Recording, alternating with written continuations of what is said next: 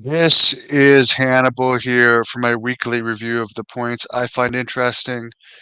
In Dave Meltzer's Wrestling Observer, the news of the Billy Jack Haynes murder allegations came out after the Observer was released. I already did a previous report on that. It's very depressing and sad for sure that he allegedly killed his wife who had been suffering from severe dementia. He had been taking care of her. She was about, I would say, 10 to 13 years older than him. She was definitely into her 80s a bit, and he was 70. And his job was taking care of her the past few years. And more details, I'm sure, are going to come out, but he was apparently armed when the police team came. Somewhat of a SWAT team. There was about a 2-hour standoff, and then he ended up cooperating. He had contacted me earlier in the day yesterday, but I didn't get the messages in time for him to respond. By the time I called back, he had also messaged me a few days ago saying he was going through a lot of emotional distress. So really, really sad and depressing situation. I've got a massive headache and I'm extremely sad hearing about that, but I'll get through this and definitely rest in peace to his wife, Jan. And they recently lost their pet, who was very close to both of them, was named after Jan's son, and I'm sure that didn't help matters. I know Billy took it very, very hard because it was his fault that he overfed the pet.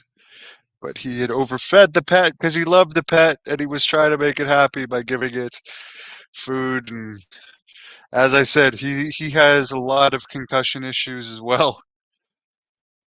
I mean, you can tell by the interviews I've done with him. There's there was definitely concussion issues, and he fully admits that. According to the Hollywood Reporter, the whole reason Vince resigned was because Slim Jim had pulled out of as a sponsor from the Royal Rumble, and TKO CEO Ari Emanuel and COO Mark Shapiro, TKO President Ari Emanuel, CEO Ari Emanuel, Chief Executive Officer, and COO Mark Shapiro called McMahon and asked him if he would leave, and McMahon did without a fight. So again, it's all about the money. Apparently, Grant had probably already told authorities as far as the federal investigation into this McMahon situation, what was going on, and certainly the TKO executives were aware of the non-disclosures. Apparently, federal investigators, according to the Wrestling Observer here, were aware that the women that McMahon had made payouts to and had subpoenaed all records of communication between McMahon and the women and confiscated McMahon's phone during a search.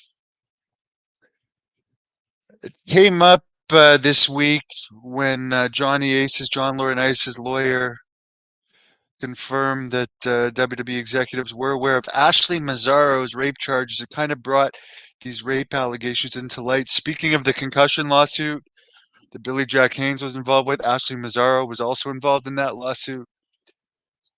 I think the problem with that lawsuit is most of these wrestlers involved in it had decades long careers and often had professional careers in other sports. So it's hard to say that did their concussion issues come directly from WWE or was it other sports?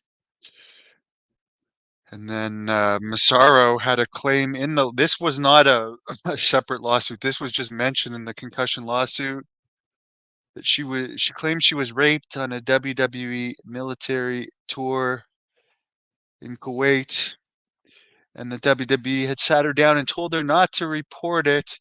They denied that this happened and denied knowledge of it, but John Laurinaitis' lawyer confirmed that he was aware of it at the time. Massaro's affidavit that was filed before her death claimed that a doctor or someone claiming to be a doctor had injected her with a paralyzing drug. The person that raped her was representing themselves as a U.S. Army doctor. And this apparently happened in 2007. She was told by McMahon and Laurinaitis not to talk about it to preserve the company's relationship with the military. According to the affidavit, Massaro said in this affidavit, quote, "He told me not to let one bad experience ruin the good work they were doing," end quote. The Naval Criminal Intelligence Service opened an investigation into these claims in June 2019 that was closed in January 2020.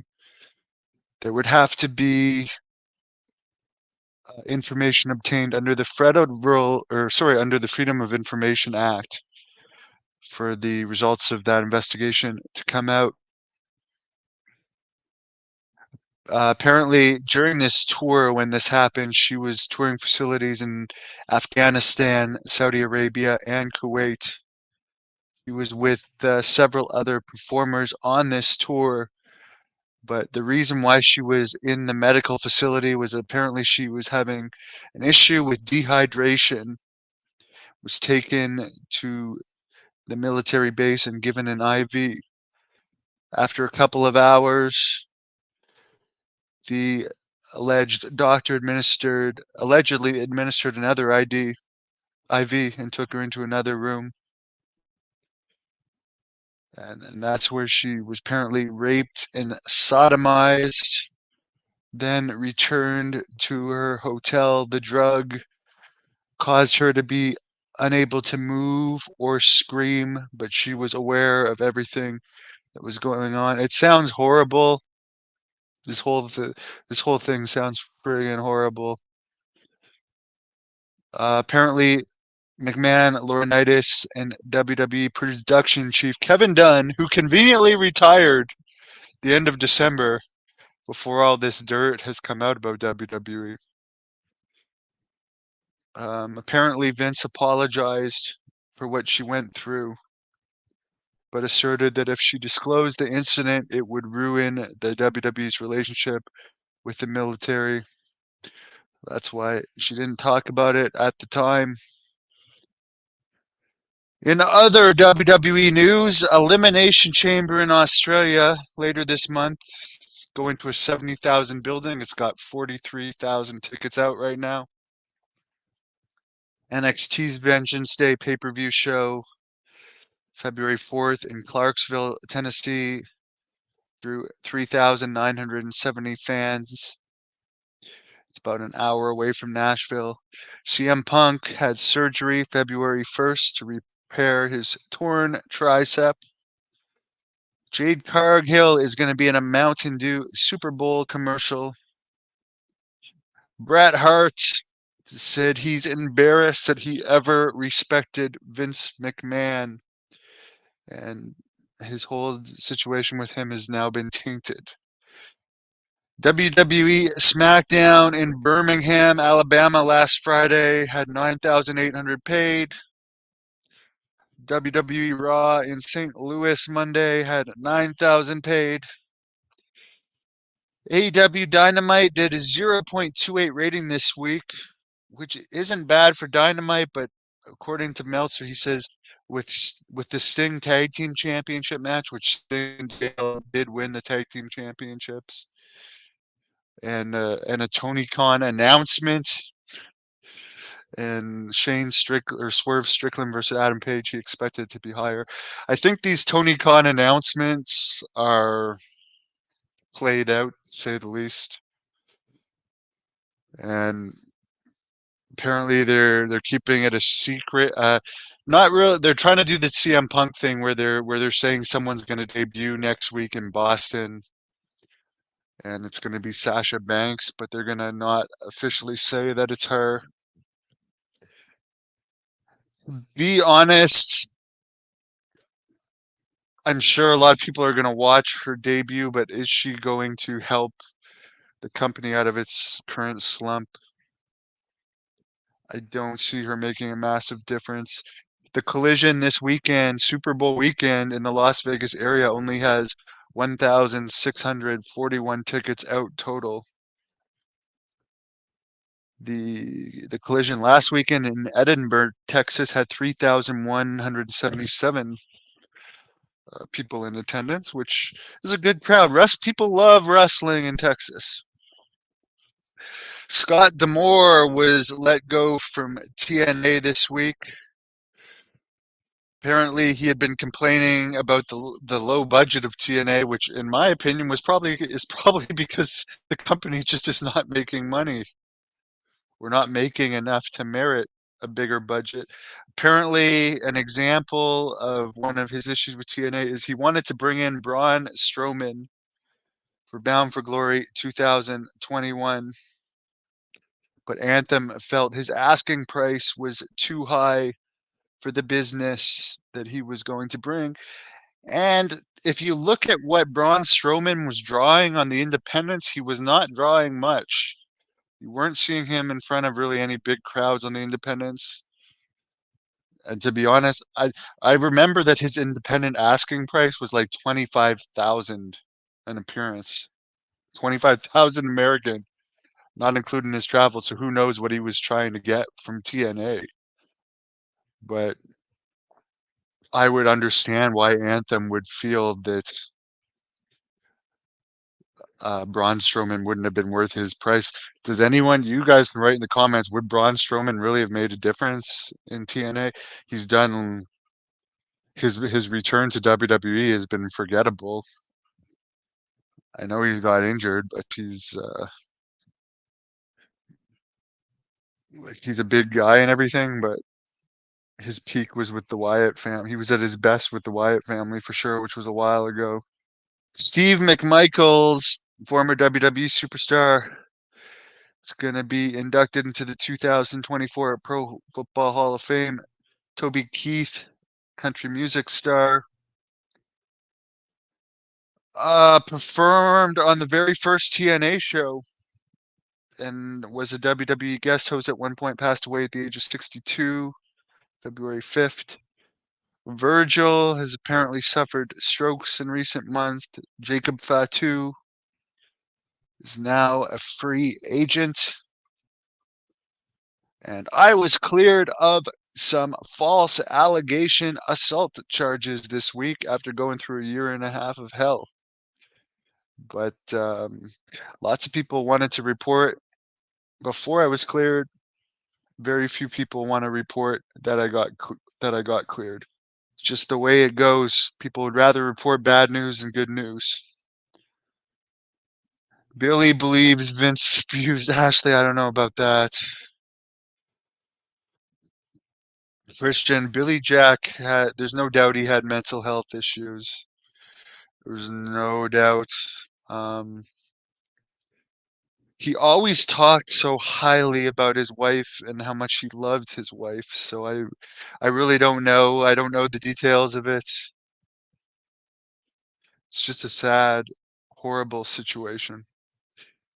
And with that, I'm gonna go to the gym and try and friggin' get my mind off all this crap, burn some calories.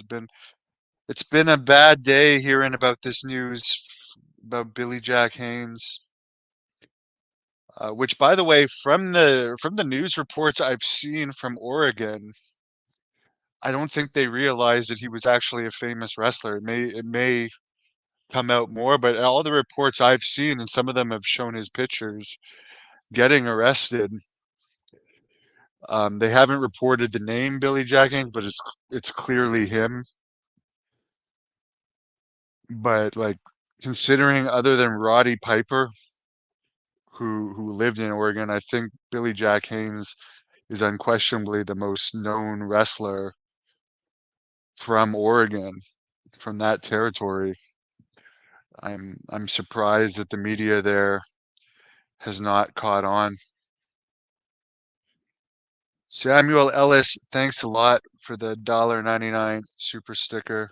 Any little bit helps support this channel. Wish everybody a great weekend. And again, I'm really sorry to hear the Billy Jack Haynes stuff. Rest in peace to his wife. And God, he's going to be going through.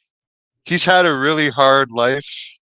And at 70 years old, having to go to jail with the mental health issues that he has and his physical limitations that he has right now. Um, it's just not going to be good for him. Thank you for watching the Hannibal TV. Please help me out and like this video, then click the subscribe and get notifications buttons so you don't miss any of my latest shoot interviews, match videos, or